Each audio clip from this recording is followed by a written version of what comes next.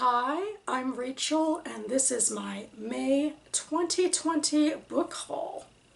Not sure if my cat's gonna jump on the bed demanding attention, but here we go. I'm gonna start with the big one, A Ballad of Songbirds and Snakes by Suzanne Collins. I've been talking about this in a lot of my videos, and I only want to mention a couple things here. First, that I have the Barnes & Noble version with the Q&A with Collins in the back. And second, to say that I'm not just on the hype train for this one. Usually when it comes to big blockbuster books, I don't pre-order special editions. I wait to get them from the library or even later to buy them used. I definitely got this because I'm incredibly invested in this series, and I think this is going to be with me for a long time on top of my Hunger Games book set. But that being said, everyone knows what the Hunger Games series is, so I will be setting this aside and talking about 3 other books, all from US small presses, which I will link down below. The first of these is My Father is an Angry Storm Cloud, Collected Stories by Melissa Reddish. This was published by Tailwinds Press. And I was going to read it next month, but then my mom and my aunt contacted me about a book club idea, and we went ahead and we chose a book, and I had to shuffle around my June TBR, and I'll end up reading this in July, which I guess makes more sense anyway, because I dedicate a lot of time in July to short story collections. But anyway, Tailwind Press is a very small press based in New York City. It publishes literary fiction, which I believe means fiction and nonfiction novels and short story collections. And it looks like lately they've been publishing about 5 titles per every 2 years.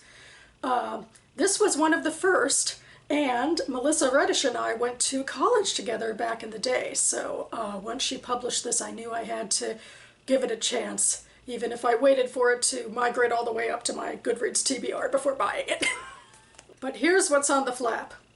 A film studies major gets a meat processing job supervising the systematic dismemberment and disembowelment of chickens. A troubled loner finds the man of her dreams in a shoebox of horse figurines. A depressed housewife is riddled with anxiety about her toddler daughter's eerily coded accounts of a ghost. In Melissa Reddish's debut collection of short stories, hapless millennial protagonists stoically accept their monotonous existences as factory workers, retail sales clerks, and unsung caregivers, all while observing with devastating self-awareness the uncharted territory between fantasy and psychosis. Elegant, perfectly controlled, and confidently weird, these brilliantly imagined narratives reveal the strangely satisfying world of a superbly talented practitioner. So yeah, like I thought, I think this is going to be what I say probably to generally listing into magical realism. Since this collection, Reddish has also published a novella which definitely has those sorts of themes as well. She's on the weirder side, as is implied by the back cover here, and I'm looking forward to this. Next I have Scissors, Paper, Stone by Martha K. Davis.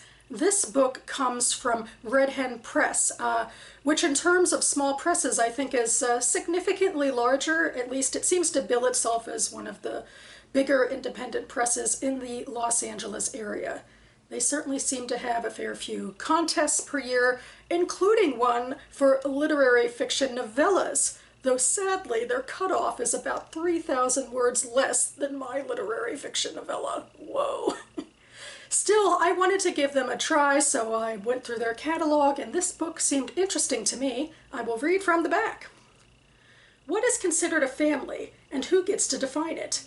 In 1964, despite the racial tension occurring in a post-World War II America, Catherine and Jonathan adopt a baby girl from Korea. This unconventional choice brings disapproval from Catherine's family, which creates an even closer bond between her and her daughter. Narrated in alternating chapters by Catherine, her adopted daughter Min, and Min's best friend Laura, Scissors, Paper, Stone spans 20 years of love, loss, and the complex reality of female friendships. By 1985, Catherine is living a risk-free life of her own accord. Laura is dating her way through college, and Min is a massage therapist who has come out as a lesbian and is learning to embrace her Korean heritage. After Min and Laura take a summer road trip together, the shifts in their friendship force all three women to examine the assumptions they've been living by and to make choices about the roles they want to play in each other's lives.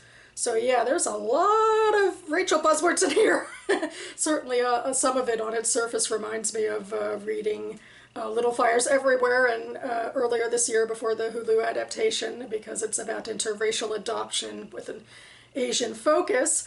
There's themes in here about mothers and daughters and friends, female friendship. There's themes about lesbianism, and most importantly, there's family drama. So this is all me. I can't wait to get to this too. And my final book to show you now is How to Sit, a memoir in stories and essays by Tyrese Coleman. This book comes from a local to me, local indie press, Mason Jar Press, that's based in Baltimore. And I first heard about them when the editor came to talk at a small press panel at a writing conference put on by the DC Public Library. And since then I've been following the press, and just about a year ago, roughly, they published 3 novellas, and I went to one of their reading events at a local bookstore and bought those 3 novellas and got them signed. But now I'm going for this one, which actually might be more on the literary world's radar, because it was a finalist for a PEN America award. The back is filled with author blurbs, so I thought instead I'd read the note from the author to give an idea of what this book is about. The process of remembering involves the storage of information and the subsequent retrieval of that information. Memory is not static. Memories are not facts. For many writers, their ability to recall certain events becomes the point of distinction between whether their work is fiction or nonfiction, i.e. made up or true. How to Sit challenges the concept that a distinction needs to be made when the work is memory-based, because memories contain their own truth regardless of how they are documented.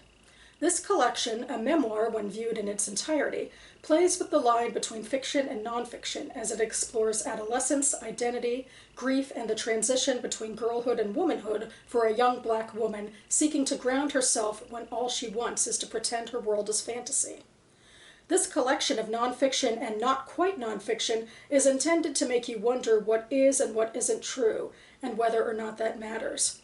How to Sit asks you to examine how these perceived truths of fiction and nonfiction speak to one another within the same space, forcing you to pull up a chair and have a seat in the space in between. So yeah, I know that is contentious for a lot of people, putting too much of a muddy water between fiction and nonfiction, though certainly not for everybody, because stuff like this is starting to garner awards. I guess for me, I feel like there's a lot of truth in this when it comes to the idea of memory, and it even brings me back to reading about Holocaust fiction and memoir, and how the fiction can often contain more truth, or the memoirs can be biased, perhaps even flawed by time, or certainly singular in a way, and not encompassing everything. So I think it's an interesting conversation to have, at least around the idea of a memoir, that there can be that shady space. I mean, not all fiction has to be so blatantly autobiographical, I think. I mean, maybe that's where I'm coming down right now, but I think there's room for something like this. So that about covers it for me now. I will also leave Goodreads links to the books mentioned down below. But for now, I want to get out of here quickly, so I just saw shortly before sitting down to film that Robert posted to the BookTube Prize the official semifinals announcement. I've been talking about the BookTube Prize almost every time I've been on this channel lately. I've been deeply invested and involved. I'm very excited to see where the next round will take us. And I will be posting my own video about my personal quarterfinals ranking for the group I judged in the next couple of days, so stay tuned.